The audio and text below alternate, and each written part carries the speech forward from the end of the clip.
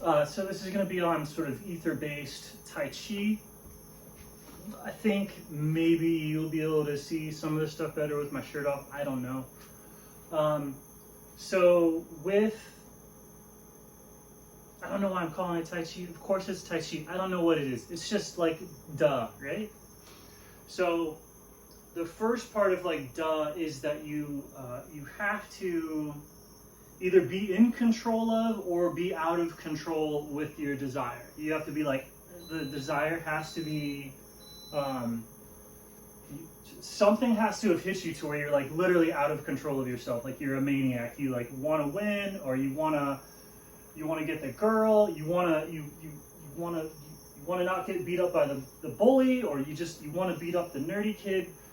Like whatever it is, you have to have some sort of desire going, or you have to be controlling a desire. So the easiest one to control is restraint of sexual desire, right? So the same degree that you restrain yourself gives you the equivalent amount of power as somebody who's maniacal. So the other ways to kind of power up or to level up in this area of raw physical prowess is fasting, discipline, control of time. So, you predict you're going to get up at this time, you do this sort of thing. Planning, so visualization, planning, and then like implementation, creation. These things build up energy in you, and then that energy build up literally like causes you to be more magnetically attracted to consciousness or to this field, right? So a lot of this happens like naturally. Like you're going to get incredibly strong, usually you get incredibly strong sexual impulses, you get incredibly strong impulses to have status, you get incredibly strong impulses to have power. And these are biological, hormonal things that happen just as you grow up and as you mature. And as you get pushed into those directions, you'll notice that your physical prowess, your skill, your ability, your focus, everything will increase.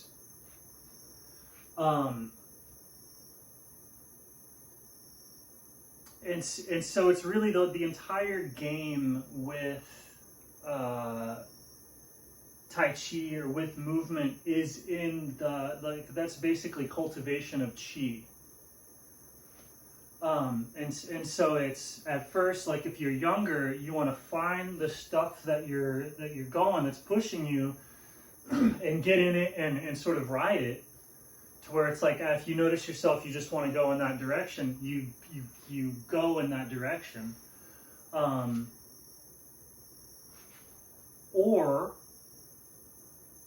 as you try and restrain something, so you restrain desire, you fast, you whatever.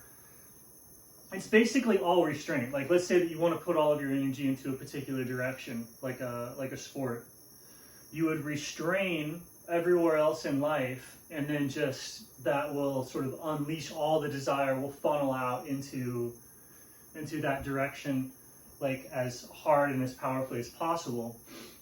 This is still like a release. So what most people do when they're learning energy cultivation or desire stuff is that there will be like a restraint, there'll be a discipline, abstinence, fasting, not thinking, right? Like passiveness of mind is a type of restraint. Like think of how much connection there is to all the mental energy going all the time, and to just not do that for an extended period of time, you'll notice that starts to build up a tremendous amount of charge. So there's all these different ways of like basically building up charge. And as you build up charge, what happens with charge is that the one polarity of the charge is like very strongly connected to, or attracted to the other polarity of the charge. And so that attraction, those different types of stillness and restraint, cause like magnetic shifts. Like they shift or they change your mind-body connection. And they also like change like what the body is. They change what the mind is. And so those are ultimately like the most important practices. And so you, the restraint placed on children, like as you restrain yourself, you don't go crazy. You funnel all the hyperactivity into an exercise. You funnel all the hyperactivity into a mental thing. That causes the body to develop. So as it causes you to go into a particular direction, and then the more that you get in, the more that you just like totally restrain, right? If you restrain, if you hold back more than that's coming in, so things are always going back. So if you hold it in, then all of a sudden that causes the body to develop. And like the amount of energy going into a child or a youthful person is absolutely tremendous, and then it just requires a little bit of restraint or whatever, and then the body grows. Eventually these sort of like currents of desire come down or come to a stop, where they're going at like steady state, to where you have to restrain quite a bit. You have to train really, really hard to get the body inflation to happen. And then and you can only restrain like what's going out. There's a certain amount that's just going into the body to like keep it alive. And so eventually there's nothing coming out, and then you can't restrain to keep in and do the magnetism stuff. So it's what's not important is like people think that, oh, I have to develop my energy to a particular level to start to like see reality clearly. And it's like, no, you just are a particular strength. If you make particular choices in life, you'll get stronger. You'll become something, different than you are, depending on whatever. But like you're here fine, and it's pretty functional. You can like reach out and move things, and you can move 5 to 10 pound objects, and that's really all you need to do.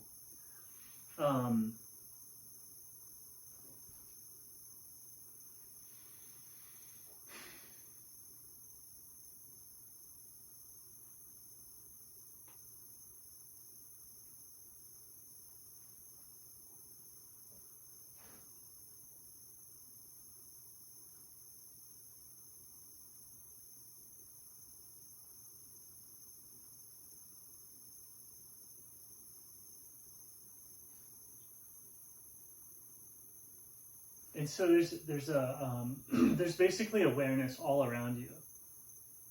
Like, so you have your life force, your metabolism. Think of the electricity coming from the air and then going through your blood and the cells and everything, and then out.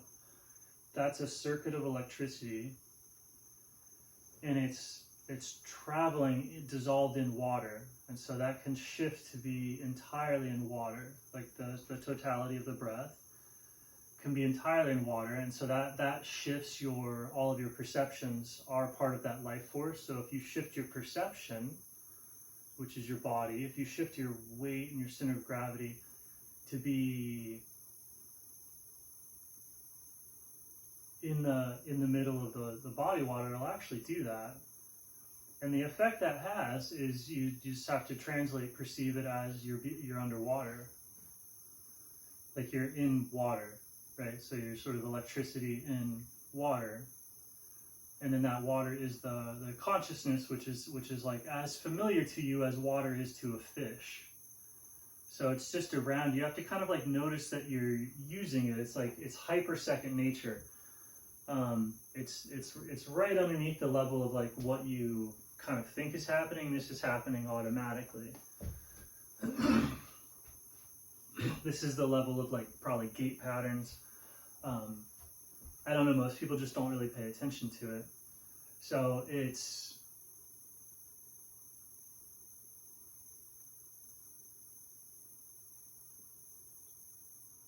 you can basically start to feel the consciousness that you're in be moved by the mind to the same degree that you feel your body is moved by your mind. So the awareness around your body can be moved by your mind, and that's a little bit like you have the central, imagine the electricity going through the water, it's balanced in the water, and then it just starts to, it starts to get so much charge, it's discharging laterally. So it's like you have the main shoot of a tree, and then awareness going off of that main shoot into the water, and to the degree that electricity is going into the water is the same degree that that is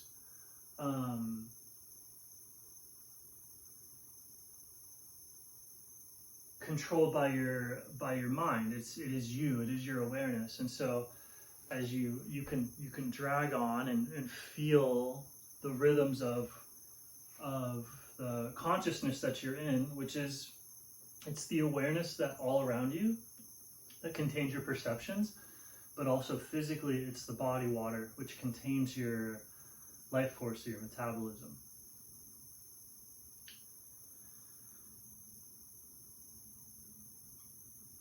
And so the more charge that you have built up with restraint is the more, once you're centered, like if you're not centered in the consciousness, if you're not centered in the awareness, that's like having part of you like sticking out or running into the walls of the container, right? Like the breath or the electricity is running into one of the walls or the boundaries of the water. And where it does that, it shorts out and all of the energy goes into that area that's shorted out, and it withdraws the awareness, it withdraws the life force from the surrounding awareness in the local region, and it all discharges into that area of like sort of imbalance. Extreme examples of that people experience like as a pinched nerve, right? It pinches, you run into it right there, and it just sucks the awareness out of everywhere, and you can't feel anything else, right? So, but like once you're centered and it's going through there, and it and you like are quiet, so the mind is constantly looking at thoughts. So that's the energy like leaving, right? So if you quiet that down, then this electricity starts to get bottled up because it's flowing. It's still going to rise up into the mind, and as you don't think,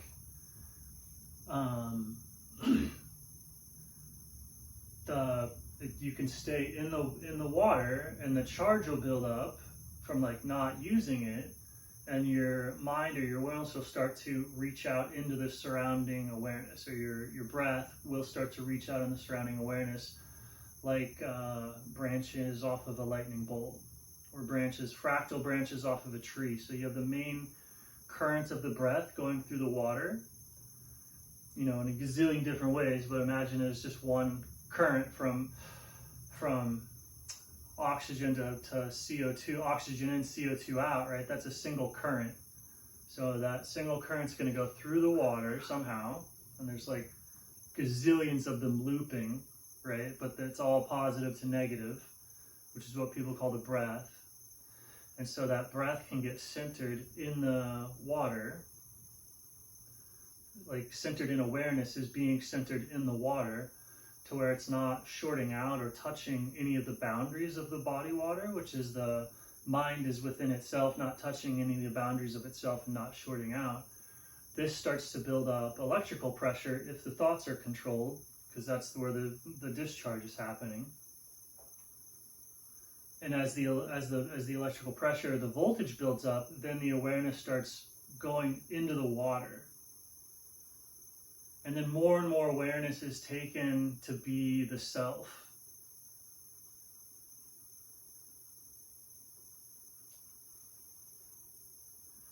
And then that happens via charge buildup, but also it can happen via skill. Like I can feel the pattern of the awareness like dozens of feet away from me, and if I move with it, that accomplishes the same thing as my charge being like so strong, I'm just over there. So as you get older, you can kind of like learn to like listen and be connected. And when you're younger and you have so much energy, you're just kind of like there. and then if you're not any good at something, it's either there's not energy coming in, you're shorting out somewhere, or you're discharging.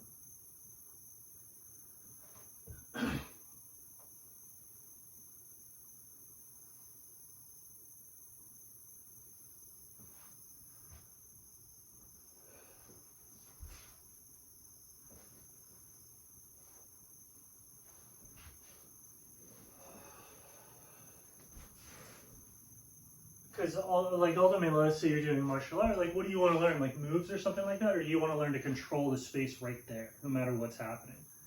So how you control it, you would have to stay connected to that area, and who knows what that would entail. Because it's a dynamic game, even when there's not anyone there, just from how it's responding to your movements. So like as the space around you responds, like how do you stay connected to that space in a particular area? And it's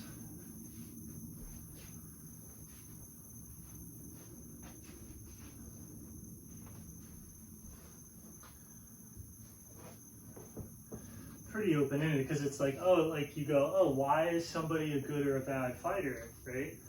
It's where's the other person, right? They're usually right here. So it's like, how good are you at staying connected, resonating with this, just the space right here, whatever it's doing. It's just kind of that's what's going on, because there's a gazillion and one different things that this could do. So you just have to like feel like what does it take to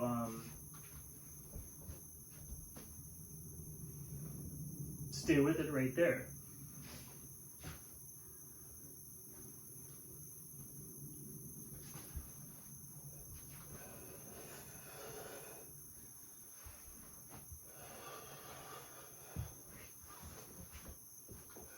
Or if you want to do it like right here, how would you stay connected to it right there, right? Which from this angle is like, how do I stay connected to something there?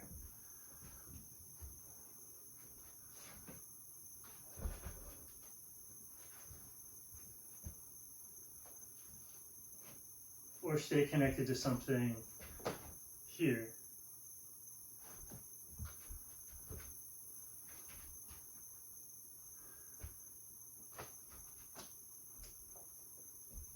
And by connected to, I just mean like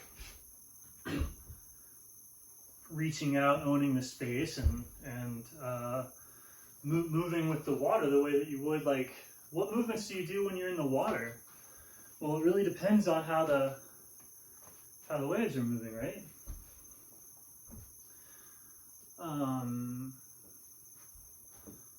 And that's mostly Tai Chi, like, or whatever. You can, it doesn't matter necessarily like how gravitationally huge you are, as long as you're corking this and then just noticing how that causes you to like literally kind of electrically expand out into your awareness, which is inward, and it's inside of you and around you, and arounding, right? Like this happens like around you, but it's happening around and outside your perception of reality. Like that, the whole world bubble is and around you, as if you're like getting into a denser and denser swimming pool. And it's kind of like you are. It is that. And so all the different, if you think of all the different spiritual powers, it is just from like feeling, being able to see awareness the same way that you see the ocean. And you can see like swells out there. You can see storms coming in the distance. If you're able to see awareness perceptually, like if you have noetic sight, and that allows you to do things that people think is like prophecy or anything like that, but it's actually just seeing the awareness. And that's as weird as like a fish, like who's in water, right? You start talking about water, and then also you can stick your head up out of the water. And when you do that, you can see things way off in the distance, wavy stuff. And so people call that higher dimensional space. Are there aliens? Is everything going on? Yeah, there's fishing boats, there's airplanes, there's like aliens to that, there's fish. It's a big world that's wrapping around on itself, though. So it's